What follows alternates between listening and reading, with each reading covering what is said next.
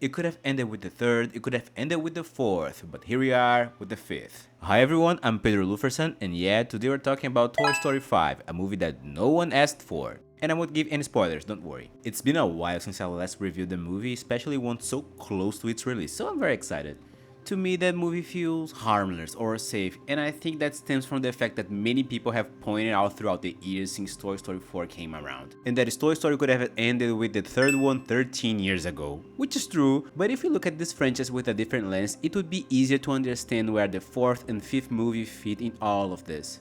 The first three Toy Story movies are their own thing. They are a trilogy that perfectly survive on its own, and they have a cohesive and solid arc all the way through. Toy Story 4, on the other hand, is not part of this. It's its own thing because it's an epilogue. The big adventure was done with the first three movies, and the fourth is here not to prolong it, but to say bye. And I think seeing it as an epilogue instead of a sequel can make it easy to understand its role in this franchise. If the first three are a trilogy and the fourth is an epilogue, the fifth one is basically a Jessie spin-off. In my opinion, the way the movies are labeled 1, 2, 3 and etc. create this sense of continuity that is just a bit misleading. The main story were the first three, but 4 and 5 feel like they are extra content because they actually are extra content. But I think that for marketing reasons, labeling them as direct continuations instead of derived material sells more tickets. And that makes me think, where did they learn that?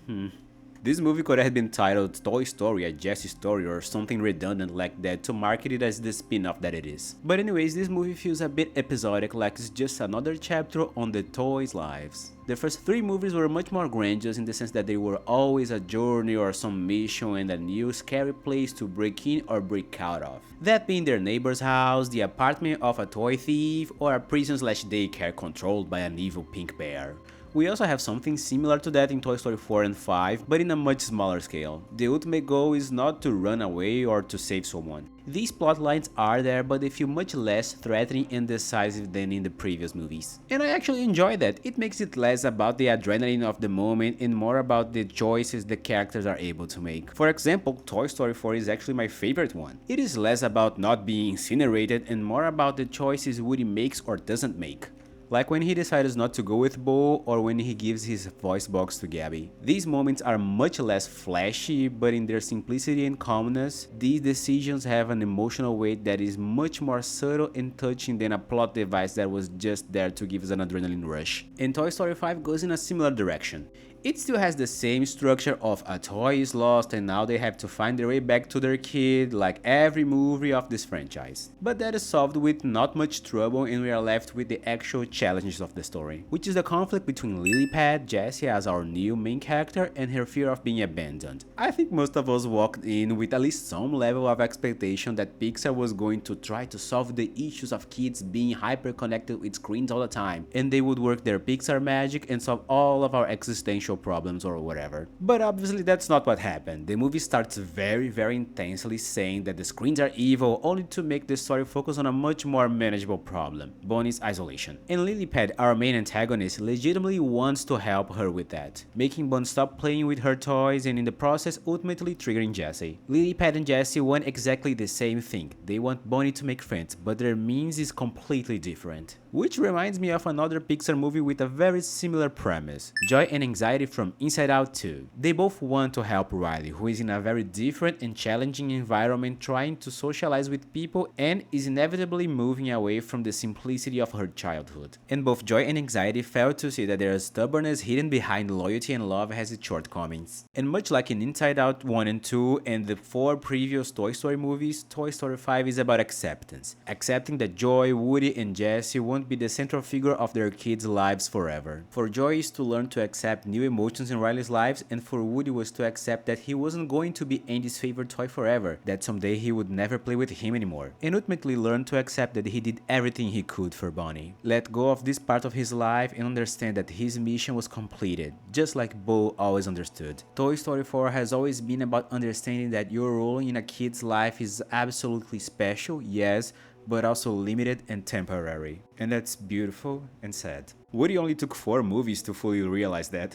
But if we are being honest, just in this franchise this has been the message for literal decades, and after 5 movies, it's getting a bit repetitive. To be clear, I like the movie. I think it is a good movie. Harmless, safe, and a bit repetitive, but good. But again, it kind of just feels like another episode of their lives. It doesn't shake the structures of the franchise like the 3rd or the 4th movie, but it does something that we didn't quite see in the other movies. Here we have a much more direct focus on Bonnie. If the focus of the previous movies was to stay with a kid when a major force separates them, this one focus on the toys actively helping her and playing the role that they protect and made reference to throughout the franchise much more closely. We have a lot of scenes of the kids actually playing with the toys and how meaningful they can be to both the kid and the toys. Those scenes also are very fun and have such a cool art style actually. We have heard many times how positively a toy can impact a kid, but in this movie we don't only see that, the movie is about that. The impact that a toy can still have even in a world full of screens, which ties with Jessie, her abandonment issues, and her fear of being useless. We go back to her story from the 2nd movie and touch this still open wound. And whenever we have the opportunity, we can hear a piano version of When She Loved Me, which made my heart melt a little bit. Jessie is afraid that the same thing that happened with Emily is happening with Bonnie, but far too early. That she is growing out of playing with toys for the wrong reasons, and this is actually hurting her. But I believe that the movie doesn't over-dramatize her story. It mostly comes from a place of protecting Bonnie, with Jessie's own past and insecurities lurking at the corner. Unlike Woody in the 1st movie, who was 100% jealous of Andy and Buzz, Bonnie's well-being is a much more central part here, putting the toys in a position much more altruistic and of assistance, tying neatly with the debate of what is the point of toys if the screens can give them everything. What can screens do that toys can't, and vice versa? Without giving any spoilers, I feel like we're still dealing with the same problem in a different setting. A toy needs to accept that their time and influence with their kids are limited, and there are some natural changes that simply no one can do anything about. We can only do our best and hope that we were able to positively impact them, even when we are left behind.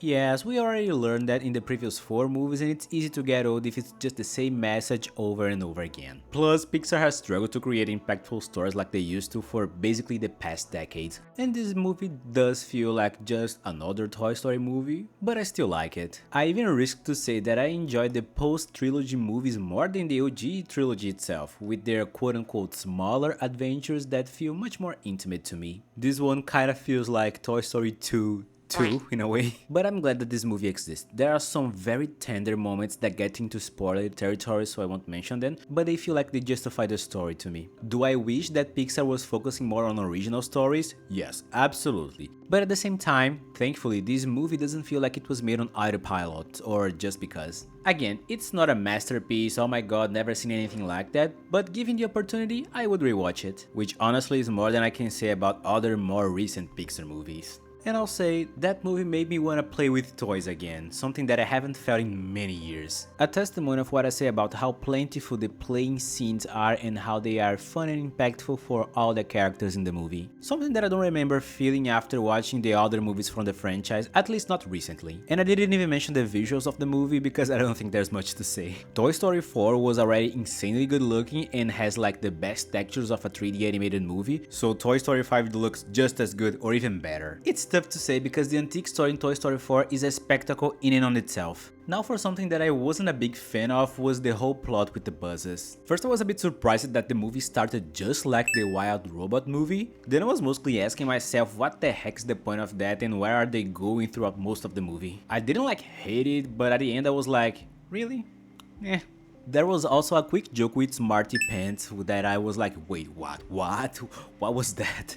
I was a bit shocked with the tone, but I was happy that it existed actually. But now I wanna know what you think. Leave a comment down below if you plan or has already watched Toy Story 5 and tell me which Toy Story movie is your favorite. Sometimes I feel like I'm the only one who actually likes Toy Story 4. Leave a like and subscribe to not miss out on the next videos, and leave a hype too, all those things help a lot. Also share this video with someone that likes Toy Story and Pixar movies, and that's it for today. See you guys in the next video and bye!